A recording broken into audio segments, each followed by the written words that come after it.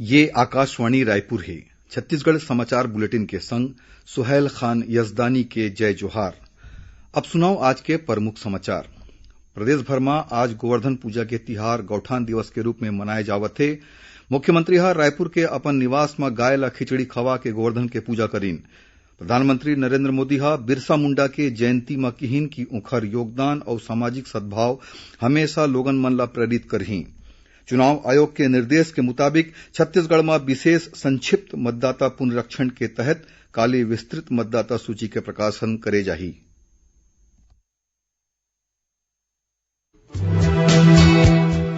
सुनो एक जरूरी संदेश। कोविड महामारी के खिलाफ देश एकजुट होकर लड़त है। आपो मन हमर संग सुरक्षा और बचाव के 3 सरल जरूरी उपाय के संकल्प लेवो। पहली उपाय, जब भी घर ले बाहर निकलो मास्क जरूर लगावो। दूसरा उपाय, लोगन ले 2 गज के सुरक्षित दूरी रखना ही जरूरी। तीसरा उपाय, अपन हाथ घेरी बेरी साबुन और पानी ले बने असन धोवो। ये 3 आसान उपाय अपना के आप मन कोरोना ला हरा सकत हो।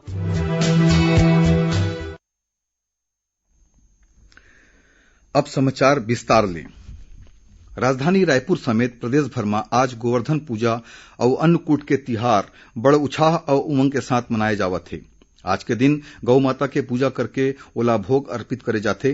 राजधानी रायपुर के प्राचीन दूधाधारी मठ में घलो अन्नकूट और गोवर्धन पूजा के कार्यक्रम आयोजित करेगिस। प्रदेश के आने आने जिला में घलो अन्नकूट और गोवर्धन पूजा तिहार मनाए जाए के समाचार मिले हैं। राज्यपाल अनुसुईया उइके हा प्रदेशवासी मन ला गौरा गौरी और गोवर्धन पूजा के बधाई और शुभकामना संदेश दीन। उन्हें बस्तर रेंज के पुलिस महानिरीक्षक सुंदरराज पी हा बस्तर के मनखे मन ला बस्तर के दूरस्थ थाना क्षेत्र चौकी और बेस कैंप में तैनात सुरक्षा बल के अधिकारी जवान और उखर परिवार वाला मन ला देवारी तिहार के शुभकामना दीन है। ओमन सुरक्षा बल डहार ले क्षेत्र में शांति स्थापित करे में सहयोग और कोरोना संक्रमण ले बचाव के संगे संग सुघ्घर स्वास्थ्य के कामना करे है। प्रदेश भर में आज गोवर्धन पूजा के तिहार गौठान दिवस के रूप में घलो मनाए जावत है। मुख्यमंत्री भूपेश बघेल हा अपन रायपुर स्थित निवास में आज बिहिनिया अपन धर्म पत्नी और परिवार वाला मन संग गाय ला खिचड़ी खवा के गोवर्धन के पूजा करीस। ओमन गौरा गौरी के पूजा अर्चना करके प्रदेशवासी मन ला खुशहाल और सुख समृद्ध रहे के कामना करीस। इस दौरान पारंपरिक लोक धुन के बीच सुआ नर्तक दल और राउत नर्तक दल मन हा अपन आकर्षक प्रस्तुति दीन। एकर पहली श्री बघेल हा दुर्ग जिला के जंजगिरी और कुम्हारी गांव में प्रदेशवासी मन के मंगल कामना खातिर सांटा के प्रहार ला झेले के रस्म निभाइस। ए मौका में मुख्यमंत्री हा लोगन ले किहिन की एदारी दिवारी तिहार कोरोना काल में आए हवय। एकर सेती मास्क पहनना और साबुन ले हाथ धोना जरूरी हवय। प्रधानमंत्री नरेंद्र मोदी हा बिरसा मुंडा के जयंती में आज ओमन ला श्रद्धांजलि अर्पित करीन। श्री मोदी हा किहिन कि बिरसा मुंडा सही मायने में गरीबा मन के मसीहा रहीस। यति छत्तीसगढ़ के राज्यपाल अनुसुईया उइके और मुख्यमंत्री भूपेश बघेल हा आदिवासी नेता और स्वतंत्रता संग्राम सेनानी बिरसा मुंडा के जयंती में उखर योगदान ला सुरता करके ओमन ला अपन श्रद्धांजलि अर्पित करीन। छत्तीसगढ़ में कोरोना संक्रमित मरीज मन के संख्या 2,10,000 ले ज्यादा बढ़ गई। अभी 19,000 ले ज्यादा मरीज मन के आने आने अस्पताल या होम आइसोलेशन में इलाज चलत हवय। यही बीच काली प्रदेश में 716 नवा मामला आगू आए हैं। उन्हें कोरोना ले 17 लोगन मन के मौत घलो होए है। यति कोरोना संक्रमण ला लेके डॉक्टर मन लोगन ला जागरूक करत हवय कि कोनो मनखे में अगर कोरोना के लक्षण दिखाए तो ओखर तुरंते जांच कराए जाए, जेखर ले ए बीमारी ला बाढ़े ले रोके जा सके। यही बीच छत्तीसगढ़ के प्रसिद्ध सूफी गायक पद्मश्री मदन सिंह चौहान हा लोगन मन ले कोरोना वायरस ले बचाव खातिर जरूरी सावधानी बरते के अपील करीन है। ओमन अपन एक गीत के माध्यम ले लोगन तक संदेश पहुंचाए के प्रयास करीन है।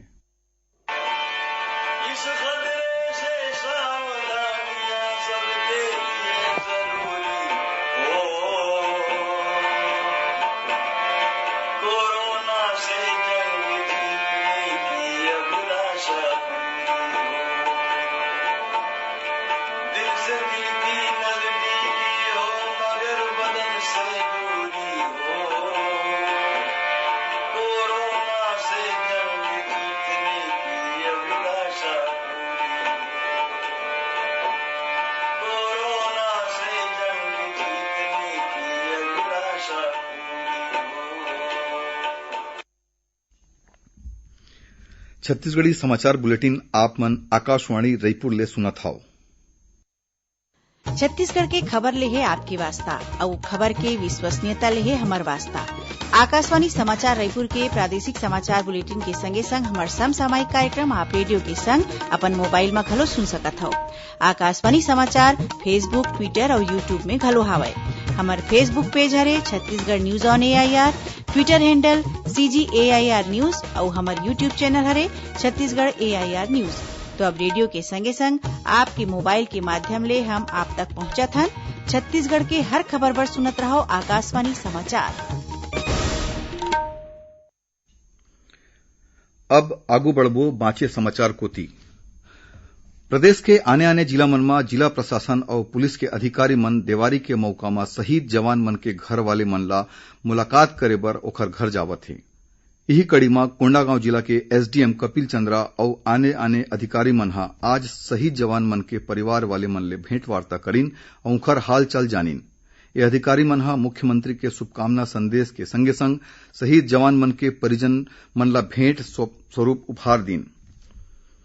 केंद्रीय श्रम मंत्रालय हा सामाजिक सुरक्षा ले संबंधित संहिता के तहत प्रारूप नियम मन ला अधिसूचित कर दे हे। प्रारूप नियम मन में कर्मचारी भविष्य निधि, कर्मचारी राज्य बीमा निगम, असंगठित क्षेत्र के काम करैया ले संबंधित उपकर के बारे में संहिता में बताए गए प्रावधान मन ला लागू करे के व्यवस्था है। मंत्रालय में हितधारक मन ले ए बारे में आपत्ति और सुझाव मंगाए हवय। मंत्रालय हा किहिस की प्रारूप नियम के अधिसूचना के तारीख ले 45 दिन के अवधि के भीतर आपत्ति और सुझाव दिए जा सकत है। प्रारूप नियम मन में केंद्र सरकार के पोर्टल में असंगठित काम करैया और प्लेटफॉर्म काम करैया समेत आधार के पंजीकरण के व्यवस्था है। भारत निर्वाचन आयोग के निर्देश के मुताबिक छत्तीसगढ़ में ए समय विशेष संक्षिप्त मतदाता पुनरीक्षण के काम चलत हवय। एमा अवैया 16 नवंबर के विस्तृत मतदाता सूची के प्रकाशन करे जाही। एकर बाद 16 नवंबर ले 15 दिसंबर के बीच दावा आपत्ति प्रस्तुत करे जा सकही। प्राप्त दावा आपत्ति के निराकरण 5 जनवरी तक करे जाही। राज्य के मुख्य निर्वाचन पदाधिकारी रीना बाबा साहेब कंगाले हा बताइन कि मतदाता सूची के अंतिम प्रकाशन 15 जनवरी 2021 तक कर दे जाही। एक कार्यक्रम के तहत ऐसन युवा मतदाता जेखर आयु 1 जनवरी 2021 तक 18 वर्ष हो जाही ओमन ए मतदाता सूची में अपन नाव जुड़ा सकत थे। छत्तीसगढ़ माध्यमिक शिक्षा मंडल के हाई स्कूल, हायर सेकेंडरी और व्यावसायिक मुख्य परीक्षा खातिर आवेदन पत्र सामान्य शुल्क के साथ 15 दिसंबर तक जमा कराए जा सकत थे। उन्हें प्राइवेट और अवसर परीक्षा खातिर विद्यार्थी विलंब शुल्क के साथ 31 दिसंबर तक आवेदन पत्र जमा कर सकें। छत्तीसगढ़ माध्यमिक शिक्षा मंडल के सचिव प्रोफेसर V.K. गोयल हा बताइन कि आवेदन पत्र मंडल के वेबसाइट में ऑनलाइन जमा करे जा सकें। और अब थोरकुन समाचार सार में मुंगेली के जिला सत्र न्यायाधीश कांता मार्टिन हा बीती रात अपन निवास स्थान में फांसी लगा के आत्महत्या कर लीन। पुलिस हा जुर्म दर्ज कर मामला के जांच शुरू कर दीन है। जिला रोजगार केंद्र रायपुर ढाल ले शिक्षित बेरोजगार युवा मन ला रोजगार उपलब्ध कराए खातिर 17 ले 19 नवंबर तक रायपुर में पुराना पुलिस मुख्यालय परिसर स्थित रोजगार कार्यालय में ऑनलाइन प्लेसमेंट कैंप के आयोजन करे जाही। कर्मचारी चयन आयोग ढाल ले जूनियर अनुवादक और सीनियर हिंदी अनुवादक परीक्षा 19 नवंबर के आयोजित करे जाही। और महासमुंद पुलिस हा बसना थाना क्षेत्र के ग्राम परसकोल में जुआ खेलत 7 लोगन ला गिरफ्तार करीन उखर पास ले लगभग 46,000 रुपया जब्त करेगी। आखिर में प्रमुख समाचार एक घाव फिर। प्रदेश में आज गोवर्धन पूजा के तिहार गोठान दिवस के रूप में मनाए जावत है। मुख्यमंत्री हा रायपुर के अपन निवास में गाय ला खिचड़ी खवा के गोवर्धन के पूजा करीन। प्रधानमंत्री नरेंद्र मोदी हा बिरसा मुंडा के जयंती मां किहिन की उखर योगदान और सामाजिक सद्भाव हमेशा लोगन मन ला प्रेरित करही। चुनाव आयोग के निर्देश के मुताबिक छत्तीसगढ़ में विशेष संक्षिप्त मतदाता पुनरीक्षण के तहत काले विस्तृत मतदाता सूची के प्रकाशन करे जाही। एकरे संग छत्तीसगढ़ी समाचार बुलेटिन इहे सिरावत है। जय जोहार।